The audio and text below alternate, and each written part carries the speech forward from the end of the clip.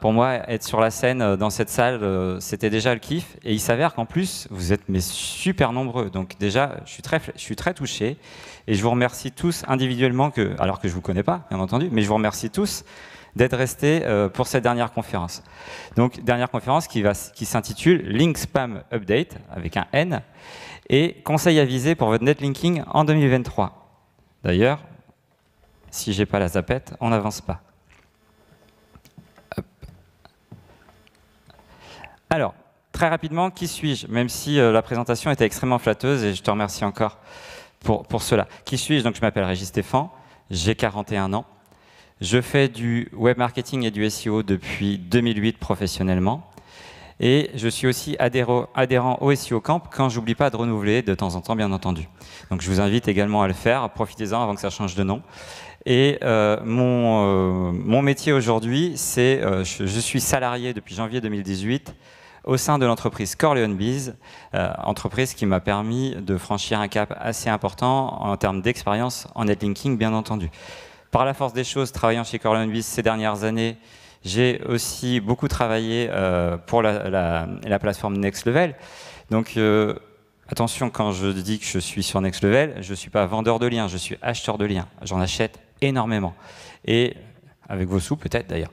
Et puisque j'achète pour les clients et pas pour mon compte. Donc j'ai énormément de dossiers, énormément de dossiers à traiter. Et c'est avec ça que j'ai pu encore enrichir mon expérience en matière de netlinking. Et je ne remercierai jamais assez l'entreprise pour ça. Le petit détail supplémentaire, enfin, et ce sera la réponse à la question Mug, c'est le projet secret qu'il y a dans ma tête depuis quelques temps et qui malheureusement, je n'ai pas le temps de finir ça sur papier. C'est un projet qui s'intitulerait un e-book qui s'intitulerait La Bible du netlinking. Donc, maintenant que je l'ai dit encore, il faudra bien que je le fasse. Donc, mon expérience m'a démontré qu'en netlinking, on a d'un côté le discours de Google, plus ou moins officiel, mais le discours de Google, notamment sur les règles anti-spam, et on a la réalité du terrain, qui est tout autre. Mon expérience m'a montré également, alors quand je dis ça, c'est par exemple que dernièrement, on a tous compris que Google est censé ignorer les liens spammy, les liens achetés, bref, tout ce que Google considère comme des liens non naturels. La réalité, c'est que même des liens dégueulasses, pendant des années, ça poussait. Et la question aujourd'hui, c'est est-ce que ça pousse encore? Mais ça a toujours poussé. Mon expérience m'a aussi montré que dans le SEO, on peut faire à peu près attention, en netlinking, on peut faire à peu près n'importe quoi. Pendant des années, on a pu faire à peu près n'importe quoi et obtenir quand même des résultats positifs. Ce qui fait qu'on a tous nos théories, nos martingales. Certains ont même, je ne sais pas, des approches spirituelles pour choisir leurs liens. Hein. Chacun ses approches. Et au bout du compte, tout le monde obtient des résultats positifs. Alors, plus ou moins bons, mais toujours des résultats positifs avec le netlinking. Et donc, au bout du compte, c'est testé et approuvé. Donc, c'est-à-dire que même si on fait n'importe quoi, finalement, ça nous conforte. Et là, on est clairement dans un biais de confirmation. Vous aurez vu la petite image en bas à droite. Alors, arrive alors la Link Spam Update. Donc, la Link Spam Update, c'est quoi? C'est une mise à jour Google qui a été déployée du 14 décembre 2022 au 12 janvier 2023, en tout cas selon Google. Et Google nous explique concernant cette mise à jour qu'elle sert à lutter contre les liens de faible qualité, ok, les liens achetés, et les sites, j'ai pas dit les liens, les sites utilisés pour rediriger des liens vers d'autres pages. Alors, tout simplement quoi? Ce sont des expirés vers lesquels vous faites des 301 vers d'autres sites ou vers d'autres pages. Cette Link Spam Update est censée lutter contre ça. OK. La promesse est-elle tenue? Très rapidement, on a pu constater qu'un certain nombre de liens spammy, qui poussaient encore, quoi qu'on en dise, ne poussent plus. OK, j'y reviendrai un peu après. On a pu constater que les sites qui ont abusé d'encre optimisée ont pris une petite claque, une claquette. Mais pas tous. Et ça, je le développerai un petit peu plus après. On a également pu voir, concernant les 301, que, effectivement, c'est dangereux de faire des 301. Mais ce n'est pas dangereux depuis la Link Spam Update. C'était déjà dangereux en décembre, en novembre, en octobre, en septembre 2022, c'était déjà le cas. Quand vous faisiez une 301 d'un domaine expiré, vous aviez autant de chances d'avoir quelque chose de génial que d'avoir quelque chose de catastrophique. Donc c'est une pratique, soit à proscrire, soit vraiment à faire quand on maîtrise la chose, et surtout quand on ne fait pas ça pour un client, bien entendu. Et ce que j'ai envie de dire aujourd'hui, c'est que pour moi, il y a autre chose que cette Link Spam Update qui est beaucoup plus dangereuse pour votre netlinking, et c'est également une mise à jour Google, et on va y venir. Donc, Link Spam Update chasse aux liens de... Attends, c'est mal écrit. De merde. Donc, qu'est-ce que j'appelle des liens pourris? Ce sont des liens que vous trouviez mauvais, très très mauvais, et même dans la salle, il y a certains d'entre vous qui les ont désavoués. Alors, en fait, ces liens-là, ils poussaient avant. Quoi qu'on en dise, quoi qu'on puisse lire, ça poussait. Et là, pour bon nombre d'entre eux, ça pousse plus. Bon, tant pis, quoi. Et évidemment, si ça pousse plus, vous perdez des positions.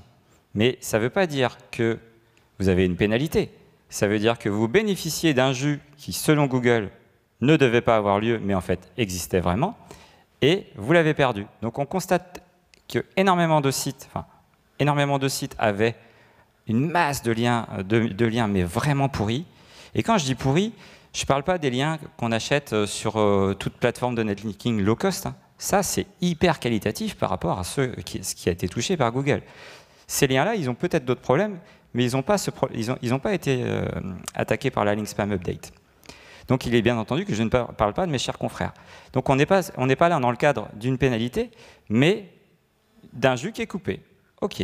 Bon, de toute façon, qui avait masse de liens spammy sur ces sites voilà, pas énorme. Ou alors c'était non désiré, il ne fallait pas en avoir peur, au pire ça vous apportait quelque chose. Là, c'est un sujet que j'ai déjà abordé dans le cadre d'un SEO Camp Day à La Rochelle le 15 avril 2022. C'est que, je vous refais un peu l'histoire, c'est qu'on a constaté que de fin 2021 à l'époque de cette conf, avril 2022, mais ça s'est poursuivi jusqu'à la fin de l'année, tout site qui faisait de l'encre optimisée, mais de manière abusée, mais vraiment abusée, si Google était là, il ne serait pas content du tout. Eh bien, tout site qui faisait du lien vraiment ancré en nombre, et pas forcément sur des sites très quali, avait des résultats extraordinaires. Je dis bien extraordinaires. Je parle de SERP très concurrentiels, des mots-clés très concurrentiels. Certains faisaient du linking dégueulasse et arrivaient premier, deuxième, troisième. OK. Et je ne parle là que des liens qui sont faits pendant cette période-là, de 2021 à 2022. Et à l'époque, on s'est demandé, est-ce que Google n'aurait pas débranché le pingouin sans faire exprès, le stagiaire a tapé dans la prise, et puis hop, le pingouin ne marche plus. C'est la question qu'on s'était posée. Et il s'avère qu'avec la Link Spam Update, enfin cette mise à jour Google, on a là comme s'il l'avait rebranché. Et en fait, les sites qui ont profité de ça en 2021 et 2022 ont pris une claque. Ceux qui avaient déjà des encres optimisées avant, ils étaient déjà à la place qu'ils devaient être. Et ils n'ont pas du tout été impactés par ces Link Spam Update. Par contre, je suis, ne serait-ce que pour avoir préparé cette conférence à La Rochelle en avril, puis par la suite, je suis des dizaines et des dizaines de SERP, et 99% des sites qu'on s'attendait à voir reculer ont reculé. Ils ont reculé comment ? Ils n'ont pas pris une claque à la Pingouin 2012, ils n'ont pas dégagé hors SERP. Non. Le cas de gauche, c'est le cas typique. Alors, je ne vous l'ai pas montré depuis l'origine, en novembre 2021. Je me suis concentré des dates. Merci SEO Observer, que j'utilise tous les jours d'ailleurs. Et je me suis concentré sur les dates de cette fameuse update, le déploiement d'update de Google. À gauche, un site sur une SERP extrêmement concurrentielle qui était stabilisé deuxième. 13 ou 14 décembre, qu'est-ce qui se passe? Voilà, il se retrouve 13e, et puis ça vivote, et il s'est plus ou moins stabilisé par la suite en 10e position. Donc c'est quand même une véritable claque. Quand on est premier sur une requête à plusieurs dizaines de milliers de recherches et qu'on se retrouve 10e, c'est une véritable claque. Si on raisonne en pur SEO et analyste, c'est pas méchant. Et ça, c'est quelque chose qui est représentatif de ce qui s'est passé avec la Link Spam Update sur ceux qui avaient abusé des encres opti sur la période 2021-2022, et pas les autres. À droite, c'est un cas plus rare. Et du coup, la claque, elle est différente, mais je voulais la montrer. Là, on est dans le cadre d'un site qui n'avait pas énormément de liens, mais qui avait un lien footer sur un site très puissant, est très gros, et ce lien footer, il était optimisé. Ils ont mis ce lien footer là début 2022, ils ont monté, ils se sont stabilisés, ils se sont gavés, et puis finalement, en décembre et janvier dernier, ils ont pris une petite claque. Et si on regarde, la seule chose qui ne va pas dans leur profil, c'était ça. Alors comment je peux vous dire que c'était ça? C'est simple, on leur a dit, ils sont venus vers nous, parce que ce site-là, je ne le suivais pas avant, ils sont venus vers nous, on a fait un audit de netlinking, ils ont adopté une autre stratégie qui était beaucoup moins agressive de ce point de vue-là, ils sont remontés. Donc tout simplement à ce niveau-là. C'est un cas beaucoup plus rare. Et n'en tirons pas des conclusions hâtives. Le cas de gauche, là oui, il y en a des dizaines et des dizaines et des dizaines. Ah, je reviens en arrière. Petite précision, je reprécise que tous les sites qui avaient déjà des encres optimisées avant fin 2021, pour eux, s'ils n'ont pas continué à abuser, bien entendu, en 2022, pour eux, c'est nada, il ne s'est rien passé. Et ça veut dire quoi? Ça veut dire qu'en 2023, le pingouin, là, il tourne en continu, il n'est pas méchant. Mais ça veut dire que si vous faites n'importe quoi, c'est pas grave. Vous faites n'importe quoi, vous n'aurez pas des résultats optimaux. Mais normalement, vous ne prendrez pas une claque, parce que d'entrée, vos liens vont être pondérés par le fait que le filtre, il est là. Donc ça veut dire quoi? Ça veut dire que finalement, vous ne risquez pas grand-chose. Si ce n'est que vous pourriez avoir des meilleurs résultats si vous étiez plus efficace dans votre ancrage. Mais ça, c'est une autre question. La link spam update est donc indolore. Pas totalement, il ne faut pas déconner. C'est juste Google qui fait les choses un petit peu mieux qu'il ne le faisait avant ces link spam update. Donc, suppression de jus envoyée par tout un tas de liens polluants, spammy. Et là, vraiment, je parle de choses dégueulasses. Donc, finalement, c'est bien. Et puis, on peut imaginer que s'ils arrivent à faire ça, alors que ça fait depuis que je fais ce métier-là, on me dit que ces liens ne poussent pas, alors qu'ils poussaient. Si maintenant Google arrive à le faire, peut-être que demain, ils arriveront à le faire sur des sites un petit peu, comment dire, un peu moins spammy, mais purement des liens achetés, bas de gamme, etc., etc. Mais on n'en est pas là, loin de là. Deuxième chose, remise en route de Google Pingouin. Et comme je vous l'ai dit, sans risque réel en 2023. Ne faites pas n'importe quoi, ça ne vous donnera pas des résultats extraordinaires. Mais une chose est sûre, c'est que si vous avez peur d'aller un petit peu trop loin, c'est pas grave, vous ne serez pas pénalisé pour autant. Donc on parle plutôt d'un robinet qui était ouvert à un moment donné et qui a été coupé, en tout cas pour ces trucs-là. Les sites en 301, l'effet négatif sur 2023, il est toujours là. Il n'est pas systématique. Des fois oui, des fois non. N'allez pas sur un terrain que vous ne connaissez pas. Ensuite, je rajoute un point, c'est les expirés. Et pas pour faire une 301. Vous preniez un expiré, vous le rethématisez, autre chose, vous mettez des contenus, mais ça marche. Et le souci, c'est que les anciens liens, ils ne sont pas dans votre thématique. Donc, il y a un moment donné, quand Google recalcule le PageRank, la thématique, elle ne matche pas, le jus, il ne passe pas, et donc vous vous preniez une claque. La différence entre aujourd'hui et avant la link spam update, c'est juste qu'il le fait plus vite. Mais il le faisait déjà avant. Et à mon sens, il le fait beaucoup plus vite aujourd'hui. Elle a pris une claque, la slide. Oui. Deux éléments me semblent, à mon avis, beaucoup plus nocifs pour votre netlinking tel qu'on essaye tous de le faire aujourd'hui, même si on a des petits moyens. On n'est normalement pas confronté à ce genre de problème de lien spammy. C'est la Helpful Content Update. Pour moi, le vrai danger dans notre façon de faire du netlinking aujourd'hui, c'est ça. Pourquoi? Parce que ça ne s'attaque pas à votre lien, non. Ça s'attaque au site qui vous fait un lien. Et si ce site-là, finalement, il est mal vu par cette update-là, eh bien finalement, vous avez des pages qui se désindexent. Si vous avez des pages qui se désindexent, vous avez des liens dont le jus ne pousse plus. Alors qu'en réalité, la link spam update, elle y est pour rien. Et en plus, cette update-là, qui s'est déployée quasiment sur les mêmes jours, ok, mais en réalité, elle continue de s'améliorer, s'améliorer, s'améliorer. On va voir où ça va nous mener.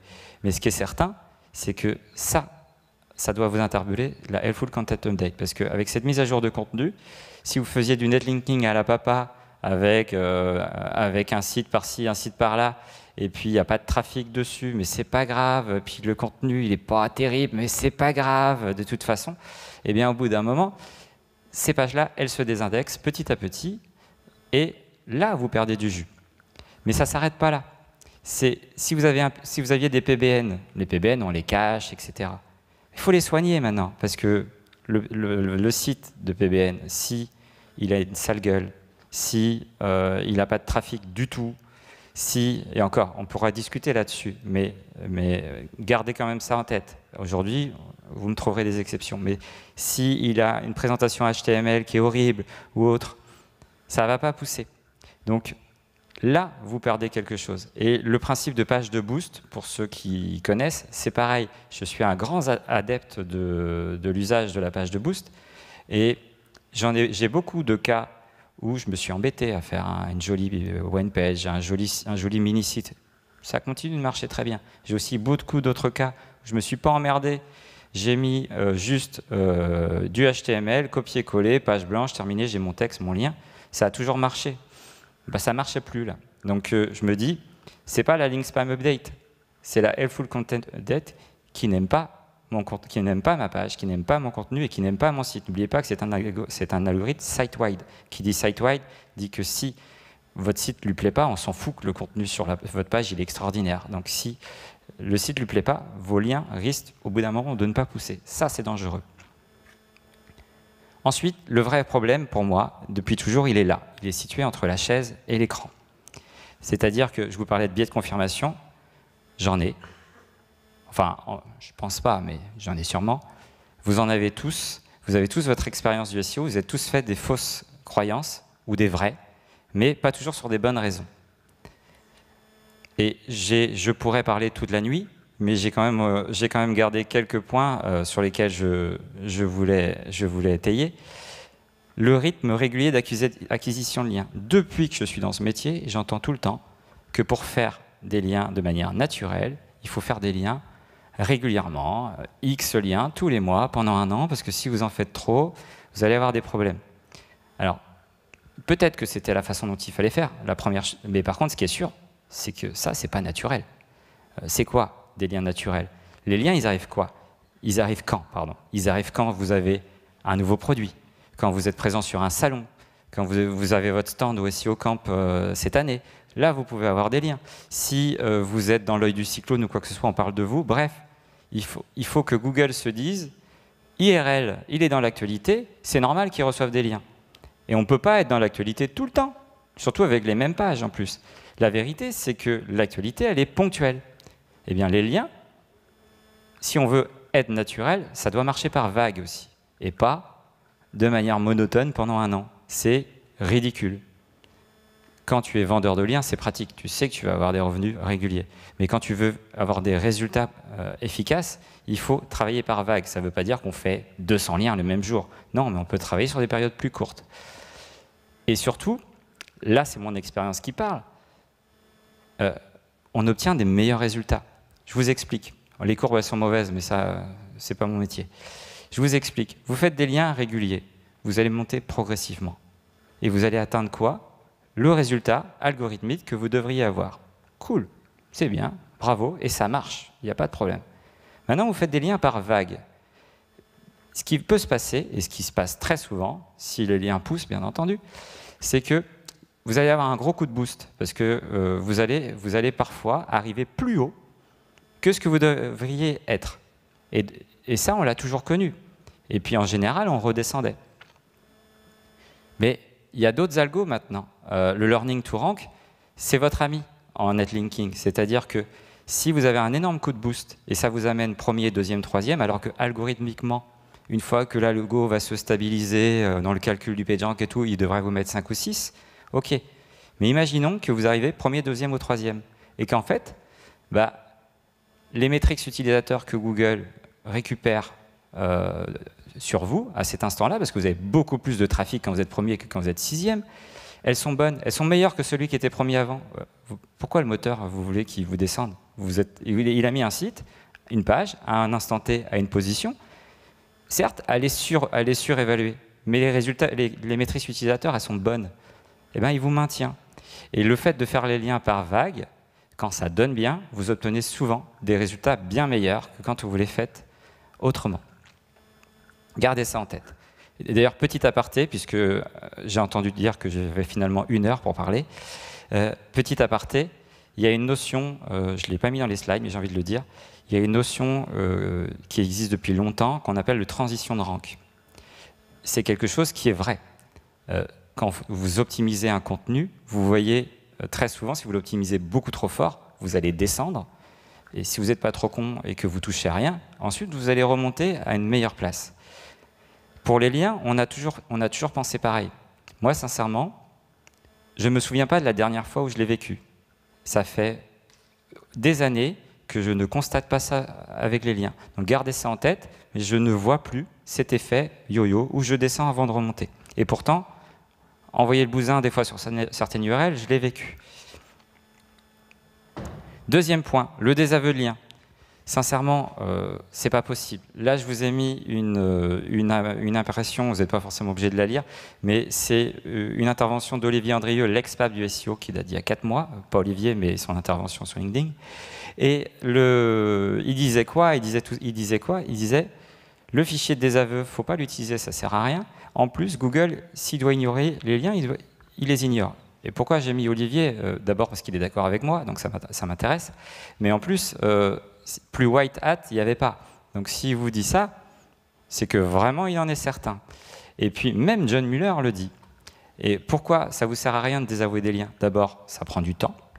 Ensuite, il paraît que Google est censé ignorer les liens s'ils sont spammés.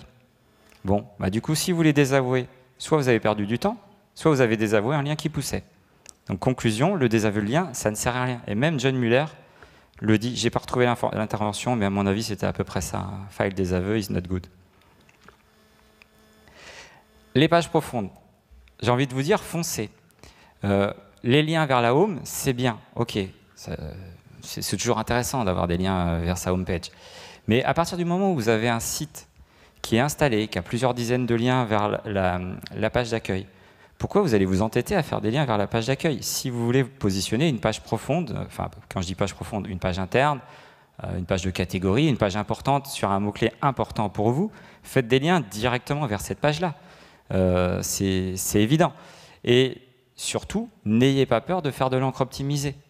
Généralement, ces pages-là, elles n'ont jamais reçu de lien. Et bien direct, vous faites de l'encre optimisée. Vous en faites 3, 4, 5, 6, peu importe. Vous en faites quelques-uns et ça peut suffire. Si ça ne suffit pas, évidemment que vous avez du budget et la volonté, ou du temps, vous allez continuer à faire des liens. Vous allez faire des liens semi-opti, par exemple, voire même du désopti si vous craignez les fautes de Google, mais du semi-opti, ce sera très bien. Vous allez continuer à en faire. Mais généralement, si votre site il est assez puissant, ça suffit très largement d'avoir quelques liens vers une page. Et surtout, ça va de suite vous donner le niveau de concurrence, alors que si vous commencez par du cliquer ici ou du ce site ou cette offre, bah, vous n'allez pas forcément vous rendre compte à quel point vous avez besoin d'y aller. Donc les pages profondes, n'hésitez pas à y aller, ça marche. Et surtout, dites-vous bien, vous risquez rien, parce que sinon, vous vous emmerdez pas à faire des liens vers vos pages. Vous faites 5 liens opti vers le concurrent, et vous allez bien voir qu'il ne va pas se casser la figure. Ça n'arrive pas, ce serait beaucoup trop simple. L'ancrage diversifié. Pourquoi je vais en parler? Et c'est une notion qui, pour moi, est assez récente, mais qui me tient à cœur.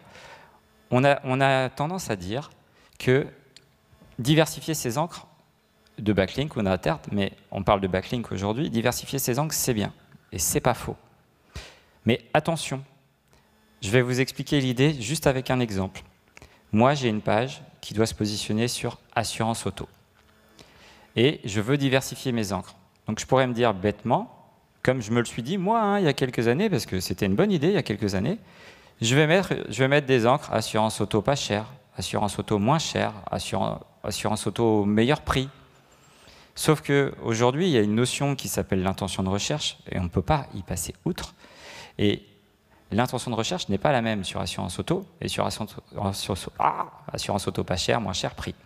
Regardez, là, c'est peut-être en petit sur votre écran, mais vous avez la MAF, le lynx, les furets à gauche. À droite, vous avez la MAF, le lynx, les furets. Et ce n'est pas la même page. Quand c'est ça, c'est forcément deux intentions différentes. Eh bien, si moi, avec ma page assurance auto, je fais une encre assurance auto pas chère, je dis à Google que ma page est pertinente pour assurance auto pas chère. OK. Sauf que du coup, ce n'est pas la même intention. Et on ne peut pas jouer avec la même page sur ces deux requêtes. Donc ça veut dire que je tire ma page vers le bas. Et c'est extrêmement difficile de s'en rendre compte, évidemment, sauf si vous le faites de manière industrielle. Mais à chaque fois que vous faites ce genre de choses, vous tirez votre page par le bas.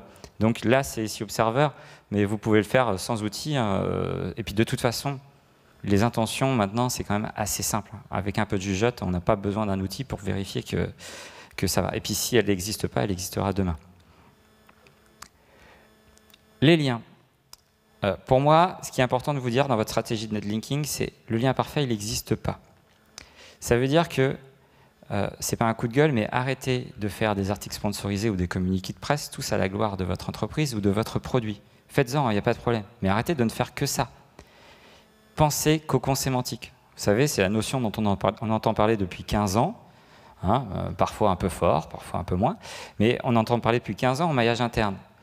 C'est pareil pour les backlinks. Et en plus, les backlinks, ça a plus de poids qu'un lien interne. Mais raisonnez de la même manière. Pour mon assurance auto, qu'est-ce que je vais faire? Je peux très bien avoir une page qui parle d'un garage automobile, ou plutôt de sécurité routière, ou de réparation automobile, ou de pas d'accident, parce que c'est négatif. Mais tout ce qui englobe, pourquoi on a besoin d'une assurance auto? Bon, parlons de ces sujets-là. Pensez cocon sémantique. Et faites la même chose avec vos liens et vous aurez des meilleurs... À partir du moment où votre stratégie ne se limite pas à 2, 3, 4, 5 liens, mais que vous en faites 10, 20, 30, 40, 50, ça marche beaucoup mieux comme ça. L'important, c'est de rester dans la thématique au sens large. Autre point, ça tombe bien parce qu'on parlait du cocon sémantique juste avant.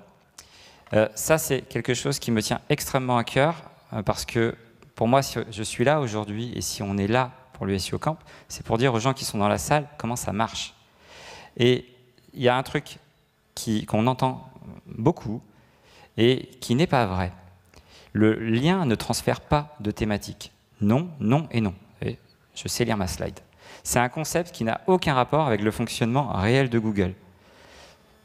Je cite, le transfert de thématique n'existe pas. Exemple, un site de foot qui fait un lien à une page couture ne va pas transmettre la thématique foot. Et là, qui dit ça? Sylvain Perronnet, 2 mars 2023, dans le... elle est dégueulasse la slide. Dans un webinar des confrères de 410 secondes.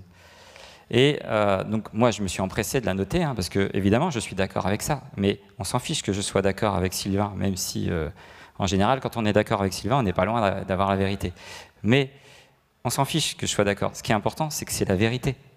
Le lien ne transfère pas de thématique. Ça veut dire quoi? Ça veut dire que le TTF est une métrique qui n'a aucun sens. Mais aucun, même pas un tout petit peu. Si vous faites des liens en choisissant la couleur et que vous obtenez des bons résultats, vous êtes dans le biais de confirmation. Vous auriez pu avoir peut-être des meilleurs résultats en faisant autrement, en cherchant avec les bonnes datas. Le TTF n'a aucun sens. Vous voulez l'utiliser, utilisez-le, mais ce n'est pas un critère. Autre chose, l'indexation. En 2023, parce que bien entendu, on parle de 2023 là, l'indexation à tout prix, pour moi, c'est non et encore non. Même si tout le monde ne jure que par l'indexation des backlinks, pour moi, c'est horrible comme slide. C'est pas possible. L'indexation à tout prix, c'est non et encore non. Ça veut dire quoi? Ça veut dire que si vous faites des liens, vous, de votre temps, vous créez des liens, et que les pages ne s'indexent pas, bon bah, vous allez retravailler votre page, votre maillage interne, etc. Peut-être elle va s'indexer. Ok, là c'est bien, moi je dis bravo. Si vous achetez des liens et que les liens ne s'indexent pas, vous allez faire quoi? Vous allez râler. Dire c'est pas normal, j'ai payé, tout, le lien n'est pas indexé. Je suis sûr qu'il y en a qui l'ont fait dans la salle. Ben non, parce que qu'est-ce que va faire la plateforme derrière? Elle va vous satisfaire, elle va l'indexer, la page. Mais si Google ne veut pas indexer la page, aujourd'hui, c'est qu'il n'en veut pas. C'est-à-dire que demain, il va la désindexer. Et pour moi, l'indexation, c'est important. C'est-à-dire que c'est un critère qui doit vous permettre de juger de la qualité des liens que vous avez, bien entendu, mais pas à tout prix. Il faut que l'indexation, elle soit naturelle. Vous la forcez ou pas, si vous voulez la forcer, d'accord, mais il faut être certain que vous n'allez pas à l'encontre de ce que l'algorithme aurait fait de lui-même. Petit aparté, et vous allez comprendre la logique. Il y a quelque temps, il y avait une technique de NSEO qui marchait pas mal. C'est qu'on envoyait des milliers de liens vers une page, comme ça, d'un coup, et puis on laissait un certain temps, et après on coupait tout. Et là, la page, elle se elle pouvait parfois prendre cher. Bah, dites-vous bien que quand on force l'indexation de liens dont Google ne veut pas, quelque part, à un petit niveau, on reproduit la même chose. Et puis en plus, si vous l'avez payé 10 balles, bordel, arrêtez de râler. C'est 10 euros, vous en avez pris 3 pour 30 balles, et vous en avez 2 d'indexés, bah, moi je trouve ça génial. Voilà. Et je dis ça alors que je ne pratique pas ce genre de choses. Autre personne que j'ai envie de citer aujourd'hui, parce que pareil, je suis d'accord avec lui, donc ça m'arrange vachement, c'est Olivier Dufay. Il nous explique comment juger de la qualité d'un lien a posteriori. C'est-à-dire que, je vais le citer, les indicateurs de popularité ne sont pas des bonnes métriques pour mesurer l'impact d'un backlink. Donc ça, je le rejoins bien entendu, qu'on s'en fiche que votre TF il est monté ou que votre DR ou quoi que ce soit. C'est pas ça qui vous dit si le backlink il était bon ou pas. Les scores de toxicité des backlinks sont très fantaisistes, je ne les regarde pas. Donc tout ça, c'est issu d'un webinaire de Olivier chez WebRank Info. Donc je ne lui ai pas demandé l'autorisation de le citer, mais je pense qu'il ne m'en voudra pas parce que ce sont au mot près ce qu'il a dit. Et je le rejoins à 100%. Les outils qui analysent la toxicité, il n'y en a pas un seul qui fonctionne. Parfois, ce n'est pas leur cœur de métier. Il y a des Moz, par exemple, c'est horrible, ils sont à l'ouest total, en tout cas pour la France, parce que moi, je n'analyse pas l'Italie, etc. Mais pour la France, je peux vous dire que c'est un outil qui ne fonctionne pas. SEMrush, ils font plein de choses super. Mais alors l'outil d'analyse de toxicité, c'est une catastrophe. Si vous le suivez, vous allez enlever tous les liens qui poussent. Donc continuez. Mais et Olivier est d'accord avec moi, donc je trouve que c'est une très bonne idée de la part d'Olivier. Dernièrement, il dit « Je préfère me baser sur des indicateurs réels ». Quel indicateur réel? C'est-à-dire que vous aurez fait des liens. Alors lui, il parle d'un lien. Moi, je vais plutôt parler de groupes de liens, parce que je vous expliquais tout à l'heure qu'on fait plutôt des liens par vague. Eh bien, on va regarder dans sa Search Console. Est-ce que la page, elle a des impressions, ou encore mieux, est-ce qu'elle a des clics qu'elle n'avait pas suite à ces backlinks dans les quelques semaines qui suivent? Et pour la page, bien entendu, qui reçoit des liens. Ça, c'est un véritable indicateur. Est-ce que vous avez acheté des liens qui ont performé ou est-ce que vous avez acheté des liens qui n'ont pas performé? Ça, c'est un véritable indicateur. Et dernière slide, parce que je n'ai pas suivi le temps. Vous me dites si j'ai abusé. Moi, les metrics, je les regarde tous les jours. Toutes celles dont je vais vous dire qu'elles sont nulles, je les regarde tous les jours, y compris celles que j'apprécie. Et pourquoi je fais ça alors que je travaille pour une entreprise qui vend des liens sans metrics, qui ne se base uniquement sur les liens déjà indexés, déjà positionnés, blablabla, avec un certain nombre de mots-clés dans votre thématique? On fonctionne comme ça. Mais c'est important de suivre les datas à côté, parce que comment vous pouvez dire qu'elle n'est pas bonne si vous ne la regardez pas? Donc chaque lien que j'achète, je regarde la data. Chaque lien que je pose, je regarde la data. Et je ne vous parle pas de Moz, c'est une catastrophe, donc on n'en parle pas. Et puis ils ne sont pas dans la salle. Et parlons de Ahref. Déjà, premièrement, c'est le DR d'Ahref. Très sincèrement, moi je suis surpris parce que c'est une data qui est souvent très intéressante et qui est souvent en rapport véritablement avec la qualité de ce qu'on peut retrouver. Alors, en réalité, c'est pas sorcier, c'est juste que on n'a jamais trop utilisé le DR dans les plateformes de vente de liens tout simplement pour décider du prix de la vente de liens. Donc nous, au SEO, on n'a pas bidonné nos DR pour vendre de liens plus chers. Donc le DR, finalement, c'est pas mal. Mais je vous donne mon expérience. Moi, j'aime pas trop cette donnée-là malgré tout parce que j'ai du mal à l'appréhender. J'ai du mal à comprendre comment elle marche. Et si j'ai du mal à comprendre comment elle marche, comment est-ce que je peux savoir qu'elle est toujours en phase avec les évolutions de Google? Donc, à mon moi du futur, je lui conseille pas d'utiliser le DR. Et pourtant, aujourd'hui, très sincèrement, c'est bien. Il y a d'autres datas. Il y a la data de Majestic. Je vais en parler au détour de Babar. Et on a Babar, qui est un outil français, Cocorico, dont j'ai envie de parler là.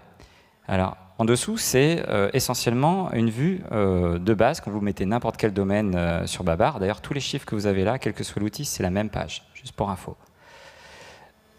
Je mets ma page, si vous voulez, je vous dirai laquelle que c'est après. Je mets ma page dans Babar. Il me dit Host Value 83. La Host Value, c'est quoi? C'est le PageRank tel qu'il fonctionnait aux origines. Et ça ne fonctionne plus comme ça depuis une dizaine d'années. Et c'est quand même intéressant de la voir, elle est brute, l'outil peut nous la donner, on la prend, mais globalement, ça ne fonctionne plus comme ça. Et quelle est la data qui est identique à la Host Value? C'est le citation flow. Donc le citation flow vous donne le jus théorique selon le mode de fonctionnement du PageRank d'il y a 10 ans. OK. Bon, dont acte. À côté, vous avez le host trust. Le host trust, est-ce qu'ils sont dans la salle? Les gens de Babar, ils étaient tout à l'heure, je ne sais pas, pardon. Je ne vais pas vendre une confidence où c'est un secret de Polichinelle, mais si vous leur demandez à quoi ça sert, ils vous diront ça ne sert à rien. Ils la mettent parce qu'on leur a demandé, mais ça ne sert à rien. Ce n'est pas un indicateur intéressant pour faire du netlinking. Et quelle est la data qui est identique au host trust? Le trust flow. Je ne dis pas, moi, que ça ne sert à rien, mais c'est le même fonctionnement que le trust flow. Bon, OK. Bon, du coup, parce que c'est bien, j'arrête pas de dire que c'est nul tout ça, mais qu'est-ce que je regarde?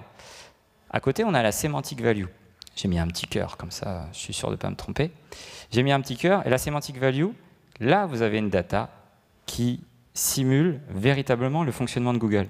Et pourquoi? Parce que Babar, c'est un moteur de recherche. La seule différence, c'est que vous n'avez pas l'interface du moteur de recherche, mais c'est un moteur de recherche et ça fonctionne pareil. Et c'est le seul outil qui fonctionne comme ça parmi les différents outils qu'on a aujourd'hui. Et la semantic value, c'est tout simplement la host value, mais en tenant compte du PageRank thématique. Est-ce que la thématique de A match du contenu de A match avec le contenu de B? Oui ou non? Si c'est oui, ça passe. Si c'est non, ça passe pas. Là, on peut voir qu'il y a 83 et 78, c'est-à-dire qu'il y a une différence quand même entre les deux datas. Donc ça veut dire que mon site n'a pas forcément reçu que des liens qui avaient du jus à transmettre, parce que la thématique n'était pas terrible. Vous avez une autre data qui s'appelle le BAS, Babar Authority Score. 68, ça veut dire quoi là? Ça veut dire que ça prend la host value, 83, ça enlève tous les liens spammy. Vous savez, tous les liens que je vous ai dit que la link spam update arrivait de mieux en mieux à ignorer. Et que donc Google est censé ignorer. 83, 68, vous voyez, il y a une énorme différence. Eh bien, ça vous dit que c'est un profil de lien quand même, pas pour tout, 68 ça va encore, mais quand même il y a une grosse différence entre les deux. Et donc là, vous avez vraiment une notion qui vous dit, attention, il y a quand même tout un tas de liens que j'ai faits et qui ne me servent à rien. Parce qu'ils sont censés être ignorés par Google. Et s'ils ne le sont pas encore aujourd'hui, ils le seront demain ou après-demain. Mais la machine est lancée, on va dans ce sens-là. Et moi, si je devais faire ma liste de Noël, je demanderais à Babar la sémantique BS. C'est-à-dire qu'on arrête de comparer la host value et le BS, mais on prendra la semantic value et on enlèvera tous les liens ignorés. Et là, on aura une métrique sympathique. D'ailleurs, ils font plus ou moins ça avec la force induite, mais je n'en parlerai pas aujourd'hui parce que je ne la maîtrise pas. Et je vous remercie.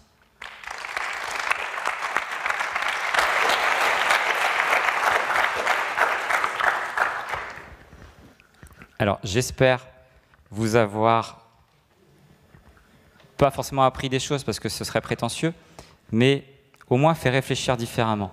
En tout cas, moi, des liens, j'en fais des dizaines de milliers et je fonctionne comme ça. Ça marche plutôt pas mal. Maintenant, oui, alors... J'ai juste pas vu qu'il y avait levé la main en premier. Alors, t'as vu toi, Régis? Alors là, c'est un ami, je peux pas. Là, c'est un homme, c'est un... Mademoiselle. T'as vu? J'en sais rien. J'avais choisi le bon côté. Hein. Bah en fait, je t'ai suivi toi, je me suis dit, tu t'es mis là, vu que j'ai pas regardé, je me suis dit, je prends la Bible du netlinking. Oui, c'est ça. Et vraiment désolé pour ce choix purement arbitraire et dégueulasse, je suis entièrement d'accord avec vous. Alors pour les autres, vous avez le droit de poser des questions à Régis. Voilà. Je dis merci aux sponsors parce que je ne suis pas sponsor, mais merci à netlinking.fr, au DeSwitch, à CMJ, à Babar, à Semno, à GetFluence, à tous, parce que s'ils ne sont pas là, il y a peut-être un événement aujourd'hui, en tout cas il serait plus difficile à organiser, mais il n'y a pas d'événement en région, et c'est important de citer tous ces gens et de les remercier. Question ? Du coup, excellente conf. Et je voulais revenir sur le côté une page qui est désindexée, du coup elle n'envoie pas de jus. C'est drôle parce que du coup il y a aussi des plateformes qui disent non, vous inquiétez pas, ça passe quand même. Du coup, en fait, entre... Il y a d'autres notions, c'est-à-dire qu'il y a des notions de mémoire du lien, de choses comme ça. On peut toujours se rattacher à quelque chose. Mais réfléchissons. Je parle comme n'importe comment. Réfléchissons. On va réfléchir. Comment peut-on imaginer que Google veut attribuer le même jus à une page qu'il ne veut pas indexer? Déjà, de base. Alors certes, je te rejoins, c'est pas 100% vrai ce que je dis. Quand ça se désindexe, il y a des chances qu'il reste quelque chose. Mais plus ça va, meilleur est Google. dans 6 mois, ça se trouve, tu me reposes la question et il n'y a personne qui osera dire que ça apporte encore quelque chose. En tout cas, il y a des gens ici que je reconnais, qui travaillent bien, et en général, ils arrivent à indexer leurs pages sans avoir besoin de les forcer. Question suivante. Allez, là. Alors, je voulais pas dire que les autres travaillent mal, attention, parce que là, je me dis, j'ai dit une bêtise. Bonsoir Régis, et merci pour la conférence. Petite question toute simple suite à la Link Spam Update. Est-ce que tu considères le Ninja Linking encore comme une stratégie valide de diversification de liens? Pourquoi pas? Est-ce que tu recommandes d'abandonner? Bon, bah merci. Non, oui, pourquoi pas. La seule question, c'est est-ce que la page, elle va s'indexer? Et est-ce qu'elle va s'indexer naturellement? C'est-à-dire que c'est par le maillage interne que ton lien Ninja, puisque c'est comme ça qu'on l'appelle maintenant depuis que David a démocratisé le terme. Et ce lien-là, s'il s'indexe naturellement par ton maillage interne, pourquoi tu veux qu'il ne le prenne pas en compte? Après, à toi quand même de mettre du chocolat quand même et de la chantilly autour du lien. C'est-à-dire qu'il faut du contenu. Le lien tout seul, il y a quand même peu de chances qu'il ait une thématique. Il faut qu'il y ait du contenu. Alors le contenu, c'est pas que du texte, hein, mais il faut qu'il y ait du contenu. Salut. Salut, merci beaucoup, c'était super cool. Moi, je voulais revenir sur une des slides que tu as fait où tu parlais du cocon sémantique vis-à-vis de... Bon, on ne revient pas forcément sur la slide, hein, mais tu as abordé très rapidement, via l'exemple de couvrir un point négatif de ton pan sémantique du mot-clé que tu cibles. Toi, tu penses aujourd'hui que le poids d'un lien, par exemple, qui va parler négativement de ta thématique, bon voilà, peu importe l'exemple que tu as donné tout à l'heure, tu penses que c'est un mauvais lien, un lien moins fort La première des règles qui fait que je ne veux pas d'article négatif, c'est que ça ne plaît pas au client. Et c'est con, hein, mais si le client il est satisfait, avant même d'avoir des résultats, c'est déjà pas mal. Et ensuite, c'est pure précaution. En réalité, j'en sais rien. J'en sais rien. Paul disait ce matin, Google aime les choses positives. Il a raison. Mais là, pour du netlinking, je ne sais pas. Parce qu'en réalité, on peut très bien avoir un article négatif qui finalement parle positivement de quelque chose pendant un paragraphe et fait un lien. Pour moi, ça doit quand même le faire. Mais j'ai pas de data, tout simplement parce que j'ai même pas eu l'idée d'analyser ça, mais j'ai pas de data pour pour aller dans ton sens. Mais globalement, à un moment donné, il y a toujours quelqu'un qui va aller les voir, ces liens-là. S'ils peuvent être positifs, c'est quand même un petit peu mieux. Ou au minima, pas négatif. Hein. Si vous êtes sur le CBD, pour ne pas citer le site dont j'ai montré les métriques, si vous êtes dans le CBD, eh bien, faites pas un article « Pourquoi le CBD va être interdit dans 6 mois » pour mettre un backlink. Voilà, c'est juste ça. Mais en soi, au niveau d'algo, j'ai pas de réponse. Encore une question. Ça veut dire que j'ai pas dépassé mon temps? Ah, je me fais attraper le micro avant toi, mais... Ah, bah je suis content. J'ai dû oublier plein de trucs. Salut Régis, merci, c'était super cool d'entendre tout ça. Je voulais juste qu'on revienne une minute sur la notion de TTF qui n'a aucun sens selon toi, donc thématique TrustFlow. Et selon Sylvain. Selon Sylvain, oui. Et selon toi, apparemment, moi je trouve ça étrange d'entendre ça, ou alors j'ai mal compris, c'est quand même vachement plus logique et pertinent de... Je t'explique. Bon, allez, go. Admettons que tu as une page de foot, une page de couture, une page de foot. J'ai mon TTF foot, c'est normal, tout est nickel. Je fais un lien à ma page couture. Ensuite, ma page couture, je fais un lien à ma page foot. Le TTF va dire que j'ai transmis de la thématique foot. Google ne fonctionne pas comme ça. Parce que là, j'ai du foot, je fais un lien à une page couture, PageRank thématique, ça fait quoi? Ça dit quoi? Ça dit, est-ce que je transmets du PageRank ou pas?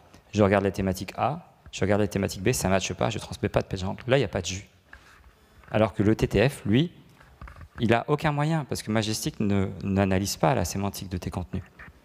Il part anciennement de l'annuaire Google, et bon, c'est plus compliqué que ça, mais on n'a pas le temps.